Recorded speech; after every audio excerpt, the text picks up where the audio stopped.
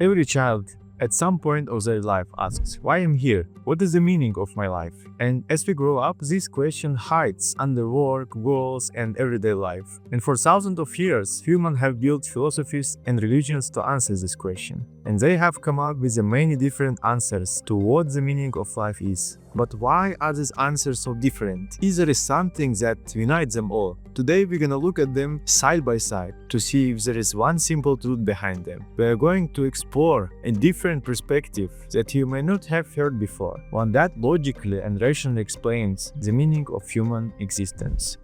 To understand such a big question, what is the meaning of life, we first need to look at the answers that already exist. And when we see the whole picture, it becomes easier to understand what lies at the core of this question. Let's first look at the Stoicism. Stoicism teaches that the goal of life is inner freedom and peace of mind, a state where outside events do not control you. And this is achieved by focusing only on what you can control, accepting what you cannot control, and living with wisdom and virtue. Existentialism, on the other hand, says that the meaning is not something given by religion or society. Instead, each person must create their own meaning through their choices and actions. And when someone lives by their own values, instead of following others' expectations, they feel a deeper satisfaction with life. Christianity, on the other hand, teaches that the meaning of life is to love and serve God and others, following the teachings of Jesus Christ. The result here is inner peace, joy in this life, and union with God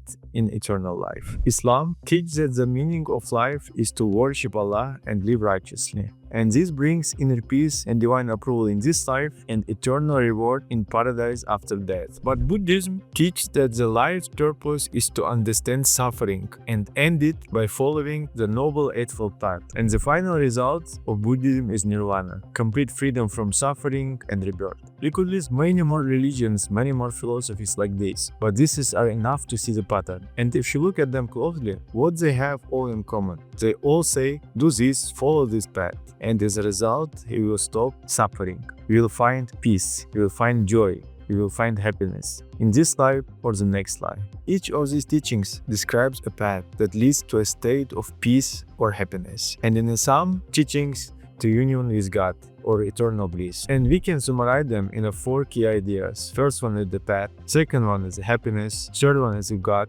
and fourth one is the reward. Path is the way to follow the actions or discipline we must practice to reach the goal. Happiness, this is the inner peace, freedom, or satisfaction with life. It comes from following this path. Third one is the God, the divine source or form of that ultimate fulfillment. And the final one is a reward. This is the final state or destination, such as in nirvana, like in Buddhism, moksha, Hinduism, or paradise, representing endless peace, happiness, bliss, or liberation. And people who follow this path or others like them usually see the difference between them. They compare them by the idea of God, by the actions they teach, and by the rewards they promise. Some believe in one God, others in many gods, and some in none at all. And some say you must pray 5 times a day, others say you should meditate. Some say you don't need to do any of that. Some promise heaven or hell, others speak of rebirth or liberation. But here is the important question that often forgotten. What are all these paths really for? Why do they exist? Why were they created? And the answer is actually simple, so that people do not suffer and can be happy. And you can see it by answering question why people even turn to such a path. We have probably seen many examples in your life that someone starts searching for a spiritual, for a philosophical path because they feel that something is missing in their life. They may have success, they have friends, they have money, but still they feel empty inside. This because they are not satisfied with their life. So they start searching, trying to find a way to live better, to live more meaningfully, to be truly happy. And they're trying to find a way to live better and be happy. But then another question appears. Why does a person need inner peace and happiness at all? Most people try to find the meaning of life by looking outside, at God, religion, or the universe. But maybe we should look first inside instead. Imagine that someone gives you this marker. You have never seen this before. You never used it before. You don't know meaning of this marker. And when you get this marker, you will try to find out what it is for. You will touch it. You will smell it.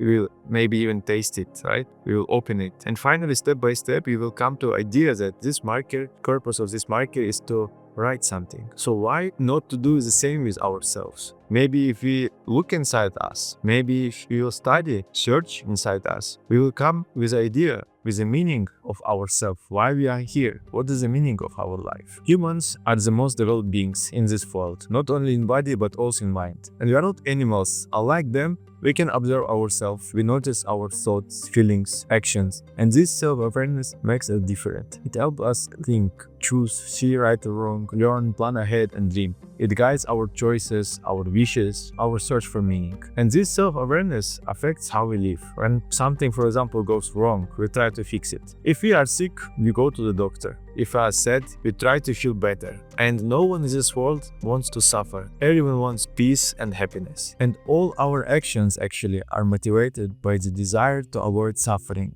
and achieve satisfaction. Everyone wants the same feeling that everything is fine. I am satisfied. Even the search for meaning is really a search for happiness. When we find meaning, we feel peace inside. And that is really happiness. For example, altruism or self-sacrifice, they are all connected to inner happiness. When a mother sacrifices herself for her child, she does it out of love, and that love brings her deep inner satisfaction. People help others because it gives them a feeling of joy and belonging. And to want, be happy is natural. Just like eating when you're hungry or drinking when you're thirsty. But how do people look for happiness? And do this method really works? Most people in a search of happiness first start by looking in the physical world, to the food, comfort, pleasure, money. But this brings only short happiness. Once our needs are met, once we have food, once we have money, we want more. We want more houses, we want more experience, we want more money. And the more we get, the more we want. For example, Alexander the Great conquered almost the whole world, but still said, for me,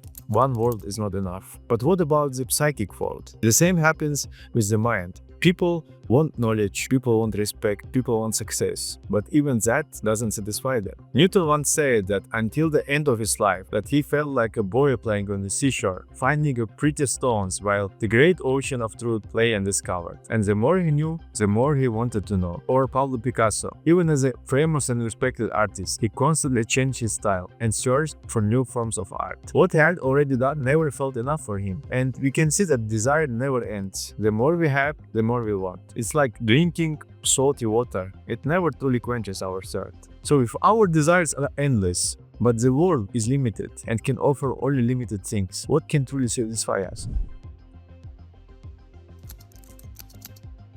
If our search for wanting is endless, is infinite, then it's logical to assume that only something infinite can truly satisfy us. Imagine an endless hole and try to fill it with a sand. No matter how much you put in, it never becomes full. Only something infinite can fill an infinite place. But what is the infinite? The cosmic entity is infinite and eternal. Everything the world can give us is a finite, and the only infinite thing is a cosmic entity, which can quench our thirst and give permanent happiness. And actually, hidden desire inside for happiness is a desire for the cosmic entity. And this longing for the infinite is the very nature of living being. It is each person's dharma.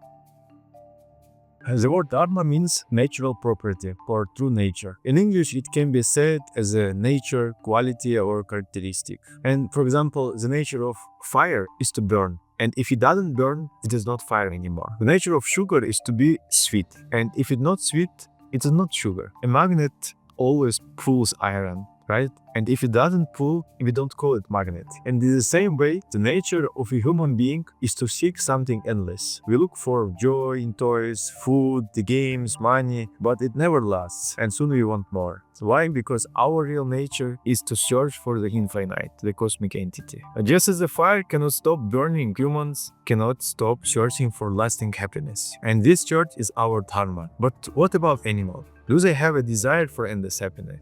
Animals don't have this same longing. They live by instinct. A bird builds a nest and feels satisfied. A fox digs a den and feels satisfied. Humans also want shelter, but our consciousness pushes us further. When we get this house, afterward we want a bigger house, a nice house, maybe even many houses. And when our desire is fulfilled, another appears. This is because humans have both instinct and consciousness. Instinct comes from the animal side. It seeks comfort and pleasure. And consciousness comes from the higher side. It seeks something beyond limits. And here is a struggle inside every person. The animal side wants temporary pleasure, but the conscious side wants something endless. And no amount of wealth, pleasure, or power can fill that emptiness, because the world can only offer only limited things. And our consciousness is what makes us truly human. And the nature of consciousness is to search for the infinite. And if you ignore this, we live like animals in a human body. So what is this infinite that we all seek?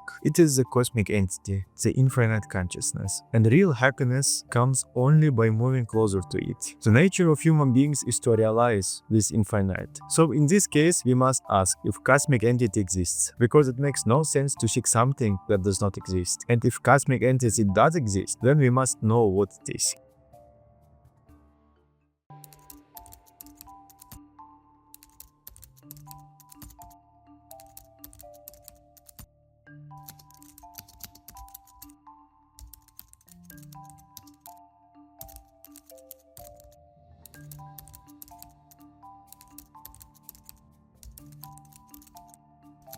If you want to know whether the cosmic entity exists, we first need to know who we are. To understand this, we must first see how our mind works. How does a person perform actions? A person performs actions through their organs, and there are 10 of them. The eyes, ears, nose, tongue, skin, hands, feet, speech, exertion, and reproduction. In Sanskrit, these are called indriyas. But do these organs really perform actions by themselves? Let's take an example. When we look at the book, it seems like our eyes are doing the seeing. But if the mind is not active, can we actually see anything?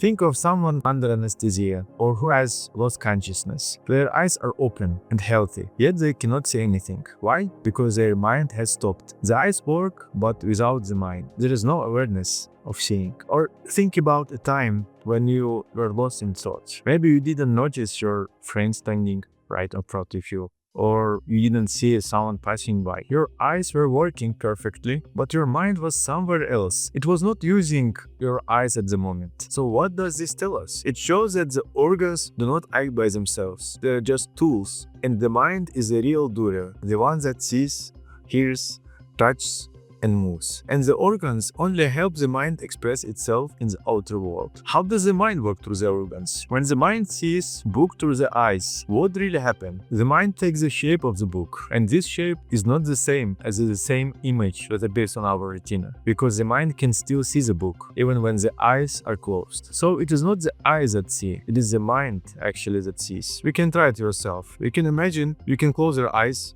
and imagine a blue book. You can clearly see it is in your mind, right? The part of your mind that becomes the book that holds this image is called chitta, or mind stuff. This is the first part of mind. Now close your eyes again and imagine the same book, but this time change its color from blue to green. You have just changed the image in your mind. So now ask yourself, what part of your mind is doing that? What is seeing the book and changing its color? This active part of your mind, the one that acts and experiences, is called Aham Tattva, or the doer I. This is the second part of mind. But here is something important. The doer I cannot act unless it first feels that it exists. In other words, before you can say, I am doing this, you must first feel I exist. That sense of existence comes from another, third part of the mind, and is called Mahatattva. It is a part of the mind that gives awareness of being, the root feeling of I am. And without this sense of I exist, I am, no thought nor action could ever happen.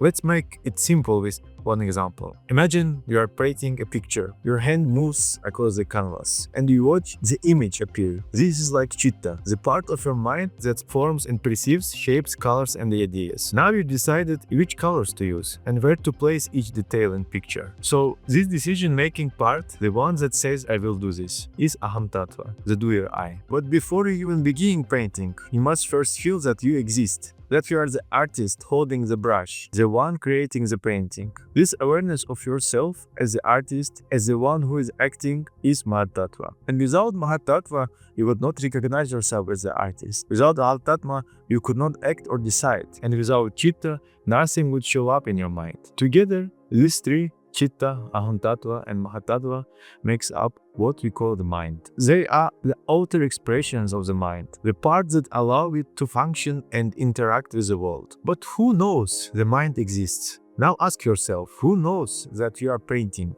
Who realizes that you have a mind made of these three parts? There is another I, a deeper awareness that knows the mind exists, that is aware of your own existence. This deeper I is the witnessing entity, the one that observes our thoughts, emotions, and actions without being bound by them. The existence of I in the mind shows that there is something beyond the mind, a real, unchanging awareness that observes everything else. This witnessing consciousness is called Atma or unit consciousness. Through introspection and deep concentration, we can feel that Atman in the mind, that is a unit consciousness in the mind, are two separate things. The mind changes, acts, and thinks, but the Atman simply knows that mind is acting, thinking, and it is a silent observer behind all experience. The mind exists only because unit consciousness Atman is there, and the mind is a gradual expression of the Atman. Without Atman, the mind cannot exist. Since everyone has a mind, it means that everyone also has an Atman. There are countless minds in this universe, and each one reflects the cosmic self, Paramatma. That is why it seems like there are many different souls. All these individual souls together form Paramatman, or in other words, Brahma. It's like an army. Many soldiers make one army. In the same way, many souls together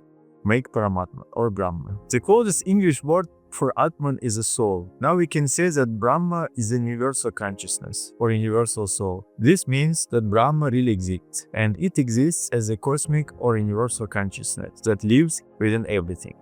Now we can get what all these great teachers, philosophers, and saints really meant when they say that the truth, God, or the divine is within. When Zen Master says, truth is already within you. When the Upanishads say, the Lord is within the heart of each person. When Jesus said, the kingdom of God is within you. And when Socrates taught, know thyself, they were all pointing on the same truth. They taught that the Atman, the soul within each person, is not separate from the Paramatman, the infinite consciousness. And to truly know yourself is to see that the inner soul and the boundless universe are not two different things. They are one. The source of truth, peace, and happiness has always been within us, because within each person lives the reflection of Brahma, the cosmic self. And this is the infinite that can truly satisfy our endless search. Only by knowing it, or by knowing ourselves, or by walking the path towards that realization, can we become truly happy and fulfill our real nature and the true purpose of our life.